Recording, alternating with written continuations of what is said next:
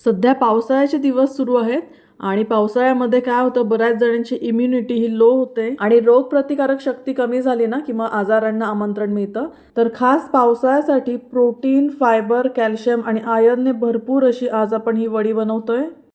लाडू भाजतो त्या पद्धतीने आपल्याला हे तासनतास भाजत बसायची देखील गरज नाहीये. अगदी 10 मिनिटांमध्ये ही वडी तयार होते. तर हाय प्रोटीन पावसाळी बर्फी कशी करायची ते आपण पाहूया. कढई मी इथं तापायला ठेवली आहे. त्यामध्ये सुरुवातीला काय करूया, आपण सगळे नट्स आणि सीड्स जे आहेत ना ते भाजून घेणार आहोत. तर प्रत्येकी पाव कप एवढे मी काजू, बदाम आणि अक्रोड घेतले आहे. त्याला आता ड्राय रोस्ट करून घेऊया. खूप जास्त आपल्याला भाजायचे नाही आहेत, फक्त थोडे गरम झाले पाहिजे इतपतच आपल्याला भाजायचे आहेत. नाहीतर त्यातले जे सगळे इसेन्शियल ऑइल्स आहेत ना ते निघून जातील. तर एक 5 मिनिटांपर्यंत मी लो फ्लेमवर हे भाजून घेतले आहेत. आता एका प्लेटमध्ये मी हे काढून घेते. आता इथे मी प्रत्येकी 2 टेबलस्पून पंपकिन सीड्स आणि सेसमी सीड्स घेतले आहेत.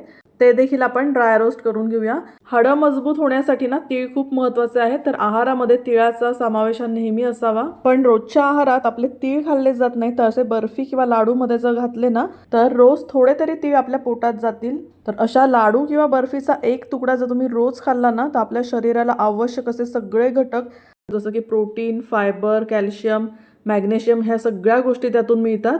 तर इथे मी ना तर 7-8 वेलची ज्या आहेत ना तर यामध्येच थोड्या ड्राय रोस्ट करून घेते. तुमच्याकडे जर वेलची पूड असेल ना तर ती मात्र तुम्ही नंतर घाला. माझ्याकडे वेलची पूड नव्हती म्हणून आता यामध्येच मी ड्राय रोस्ट करून घेतले आहेत. घरामध्ये जर 40च्या स्त्रिया असतील, लहान मुलं असतील किंवा इव्हन वयस्कर मंडळी जरी असतील ना तरी त्या सगळ्यांसाठी ही बर्फी अतिशय पौष्टिक अशी आहे. हे सगळे सीड्स, नट्स थंड होत आहेत तोपर्यंत इथे मी त्याच कढईमध्ये अर्धा कप एवढं तूप घातलं आहे. तूप गरम झालं की त्यामध्ये 2 कप सत्तूचं पीठ घालायचं. सत्तूचं पीठ ना हाय प्रोटीन आहे, त्यामुळे सगळ्यांनाच माहिती आहे की व्हेजिटेरियन लोकांसाठी सत्तूचं पीठ हे एक उत्तम प्रोटीन सोर्स आहे. आता सत्तूचं पीठ वापरल्यामुळे काय होतं, आपल्याला हे जे पीठ आहे ते खूप वेळ भाजत बसायची गरज पडत नाही. अगदी कमी वेळामध्ये ही बर्फी तयार होते.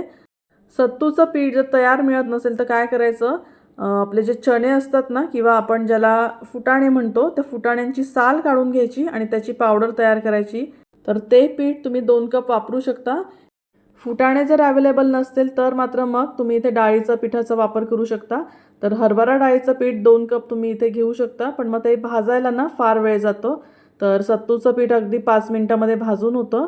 गॅस मी बंद केला आहे आणि आपले नट्स आणि सीड्स जे आहेत ते सगळे थंड झाले आहेत. तर आता हे सीड्स आणि नट्स आहेत ना ते मी मिक्सरला बारीक करून घेते. ह्याची आपल्याला ना पावडरच करून घ्यायची आहे, फाईन पावडर. तर थोडेसे जर मध्ये तुकडे राहिले ना तरी काही हरकत नाही आहे, पण आपण ह्याची बर्फी बनवतोय त्यामुळे इथे मी अगदी बारीक ह्याची पावडर करून घेतली आहे. ही बर्फी जर तुम्ही खाल्ली ना तर तोंडात टाकताच विरघळते.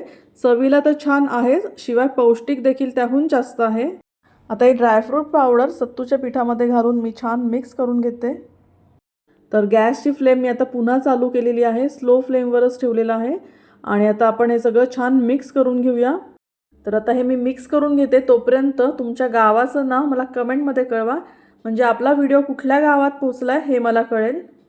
आणि व्हिडिओ जर पहिल्यांदाच पाहत असाल यूट्यूब चॅनेलवर, अजून सबस्क्राईब केलं नसेल तर लगेच सबस्क्राईब करा.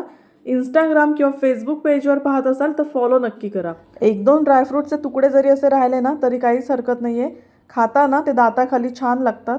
बर्फी सेट होण्यासाठी ट्रे मी आधीच तयार करून ठेवला आहे. आता या पिठामध्ये ना पुन्हा मी अर्धा कपला थोडंसं कमी असं तूप घालून घेते. तर टोटल मी पाऊण कप एवढं तूप यामध्ये वापरलेलं आहे. आता हे आपण पुन्हा छान मिक्स करून घेऊया. तूप घातल्यानंतर तुम्ही जर पाहिलं तर हे मिश्रण जे आहे ते थोडंसं लूज झालं. आता यामध्ये ना आपण हे जे ड्राय रोस्ट केलेले सगळे सीड्स, नट्स आहेत ते एक 5 मिनिट फक्त भाजून घेणार आहोत आणि मग त्यानंतर आपण पुढची प्रोसेस करणार आहोत. ज्यांना शारीरिक दुर्बलता आहे, पचनाचे विकार आहेत किंवा आतड्यांचे काही आजार आहेत तर अशांसाठी ही जी सत्तूची बर्फी आहे ना ती खूप जास्त लाभदायक आहे. तर इथे आता माझं हे सत्तूचं पीठ आणि ड्रायफ्रूट सगळे भाजून झालेले आहेत. यामध्ये आता 1 कप गूळ घालूया. आता सध्या पावसाळ्याचे दिवस आहेत, सर्दी पडसं होऊ नये म्हणून या स्टेजला मी 1 पाव चमचा सुंठ पूड देखील ॲड करते. तुम्हाला जर आवडत असेल तर तुम्ही इथे जायफळ पूड देखील घालू शकता. आता हे सगळं छान मिक्स करून घेऊया. गॅस अजून देखील चालू आहे, फक्त स्लो फ्लेमवर मी ठेवला आहे. आता गूळ आपला हा छान व्यवस्थित मेल्ट होईपर्यंत आपण हे मिश्रण सगळं मिक्स करून घेऊया. पावसाळ्यामध्ये ना बऱ्याच जणांना कंबरदुखी, पाठदुखी, गुडघेदुखी हे आजार त्रास देतात. तर या सगळ्यांसाठी देखील ही बर्फी म्हणजे अगदी लाभदायक अशी आहे. गूळ व्यवस्थित मेल्ट झाला ना की हे पीठ आपण लगेच ट्रेमध्ये सेट होण्यासाठी काढून घेणार आहोत. ही स्टेप मात्र आपल्याला फास्ट करायची आहे, नाही तर काय होईल ना, गूळ जर थंड झाला तर मात्र आपली बर्फी जी आहे ती व्यवस्थित सेट होणार नाही.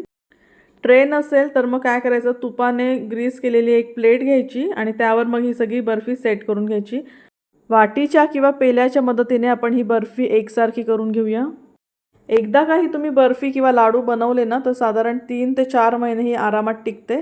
तर तुम्हाला जर अशी बर्फी करायची नसेल, लाडू करायचे असतील तर ते देखील तुम्ही याच पद्धतीने करू शकता. तुम्हाला जर माझे व्हिडिओ आवडत असतील तर व्हिडिओला एक लाईक करा. रेसिपीज जर तुम्हाला फायदेशीर वाटत असतील तर तुमच्या मित्रमैत्रिणींमध्ये किंवा नातेवाईकांमध्ये जास्तीत जास्त शेअर करा, म्हणजे त्यांना देखील ह्या अशा पौष्टिक रेसिपींचा फायदा होईल. तर आता इथे मी बदाम फ्लेक्स यावर लावून घेते. चांदीचा वरखा वगैरे लावण्यापेक्षा ना मी बदाम फ्लेक्स लावणंच जास्त प्रेफर करते. कारण आपण घरच्यांसाठी जेव्हा बर्फी बनवतो ना तेव्हा आपण आरोग्याचा किंवा आपल्या हेल्थचा विचार सगळ्यात आधी केला पाहिजे असं मला तरी वाटतं. म्हणून मी शक्यतो चांदीचा वर्ख लावणं अवॉइड करते. पण चांदीचा वर्ख लावला तरी देखील ही बर्फी अजूनही छान दिसेल. तर आता गरम असतानाच याचे मी असे छान एकसारखे पीसेस कट करून घेतले आहेत. आता आपण ही बर्फी थंड होण्यासाठी ठेवूया. साधारण 1.5 ते 2 तास झाले आहेत. बर्फी आपली व्यवस्थित थंड झाली आहे आणि अजिबात न तुटता अगदी व्यवस्थित छान अशी आपली बर्फी तयार झालेली आहे. तर तुम्ही इथे टेक्स्चर बघू शकता किती मस्त आलं आहे की नाही. अगदी विकतच्या बर्फीसारखी दिसते, पण पौष्टिक जर म्हणाल तर खूप जास्त पौष्टिक आहे. झाली आहे की नाही मस्त. तर एक तुकडा आपण तोडून बघूया, म्हणजे तुम्हाला देखील कळेल की किती छान सॉफ्ट अशी बर्फी झालेली आहे. तर अशीच बर्फी तुम्ही देखील घरी बनवा, म्हणजे या पावसाळ्यामध्ये घरातला एकही माणूस आजारी पडणार नाही आणि सगळ्यांचं आरोग्य उत्तम राहील. पावसाळ्यामध्ये आणखी कुठल्या रेसिपीज तुम्हाला पाहायला आवडतील ते देखील मला कमेंट करून नक्की कळवा. चला तर मग पुन्हा भेटूया अशाच एका छान साध्या सोप्या हेल्दी रेसिपीसह. तोपर्यंत घरचं खा आणि स्वस्थ रहा. बाय.